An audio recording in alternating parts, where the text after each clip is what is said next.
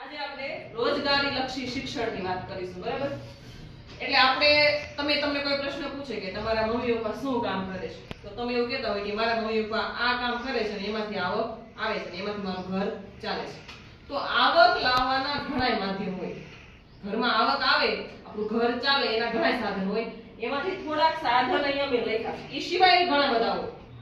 તો આ થોડાક સાધન વિશે હું તમને માહિતી આપીશ. એક સાધન છે ખેતી વિષયક રોજગારી.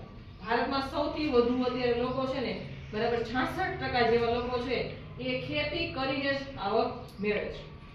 પણ તમે ખેતીમાં જો કંઈક નવું લઈ આવો ને તો એમાંય વધુ આવક આવે. અત્યારે જે ખેતી કરો છો ને એના કરતા કંઈક નવી ટેકનોલોજી વાપરી તમે વધુ આવક લઈ આવી શકો. જેમ કે તમે સુધારેલા બિયારણો વાપરો, સારી દવાઓ વાપરો, નવા ખાતર વાપરો, અલગ અલગ ખેત પદ્ધતિઓ વાપરો. એમાં વાર્ષિક, પંચવાર્ષિક, ત્રિવાર્ષિક એવી ખેત પદ્ધતિઓ હોય. ટપક સિંચાઈ વાપરો. સરકારની અલગ અલગ યોજનાઓ હોય એનો તમે લાભ લ્યો, બરાબર?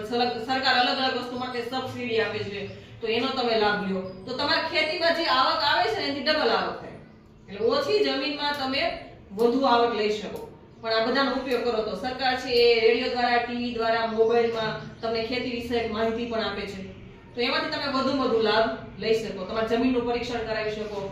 એના આધારે તમને વધુ આવક આવે, બરાબર? એવી છે એક નોકરી વિષયક રોજગારી અને ખાનગી નોકરી વિષયક રોજગારી. એટલે નોકરી બે પ્રકારની હોય. એક સરકારી નોકરી હોય અને એક પ્રાઇવેટ હોય.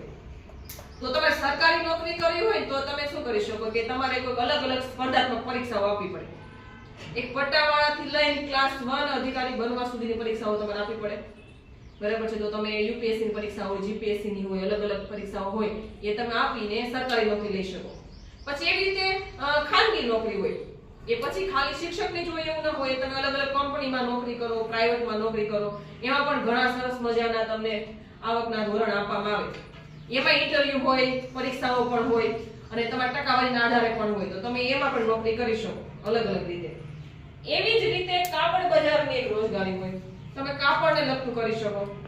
માર્કેટ, બરાબર છે? આખું માર્કેટ હોય કાપડ માર્કેટ. તમે અલગ અલગ દુકાનો શરૂ કરી શકો અથવા તમારા કાપડના મશીન લઈ આવીને તમે કાપડ બનાવવાનું પ્રોસેસ શરૂ કરી શકો અને કાપડ લઈ આવીને દુકાન કરીને તમે કાપડ વેચી શકો.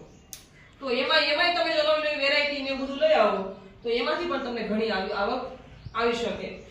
એવી જ રીતે અત્યારે સૌથી મહત્વની છે રોજગારી એ સોશિયલ મીડિયા છે. તમે સોશિયલ મીડિયામાંથી પણ આવક મેળવી શકો, બરાબર છે? તમે YouTube માં તમારી ચેનલ બનાવી શકો. એમાં તમને વધારે જો વ્યૂ મળે અથવા સબસ્ક્રાઇબર થાય તો તમને એમાંથી પણ આવક મળે, બરાબર છે? Silver button, golden button, diamond button એ બધું તમને મળે અને એના આધારે તમારે આવક આવે. ઇન્સ્ટાગ્રામ માંથી પણ તમને આવક આવે. તો એ પણ તમારા નવું કંઈક બનાવવાની કળા હોય, બરાબર છે? તમે ક્રિએટર હોય, નવું બનાવો અને તમારા વિડીયોઝ એમાં મૂકો તો એમાંથી પણ તમને અત્યારે આવક આવે. ઘણા બધા અત્યારે તો સોશિયલ મીડિયાથી જ પોતાની આવક મેળવે છે. પછી ઘરેથી કામ કરીને તમે આવક મેળવી શકો. ક્યાંય બહાર જવું ન પડે. ઘર બેઠા કામ કરીને તમે ઓનલાઈન ઘર બેઠા કામ કરી શકો, બરાબર છે? જો કોરોના વખતે ઘણી બધી કંપનીઓએ ઘર બેઠા ઓનલાઈન કામગીરી આપી હતી અને એના કર્મચારીઓને આવક મેળવતા હતા. એ સિવાય આપણે જો ઘરના બીજા કામ હોય ને તો તમે બીજા કામ કરી શકો. જેમ કે તમે ઘરે અથાણા બનાવી, બરાબર, પેકિંગ કરી અને એ વેચી શકો. તમે ઘરે પાપડ બનાવી શકો. પાપડ બનાવીને તમે પેકિંગ કરી, ઘરના બધા સભ્યો મળી બનાવતા હોય તો એ કરી શકો. એવી રીતે તમે ઘરે અગરબત્તી વણો, બરાબર છે? તો અગરબત્તી વણીને પણ તમે ઘરે રોજગારી મેળવી શકો. એ સિવાય તમે નાનું મોટું ઇમિટેશન નવું ઘણું બધું કામ આવે છે એ કરી શકો.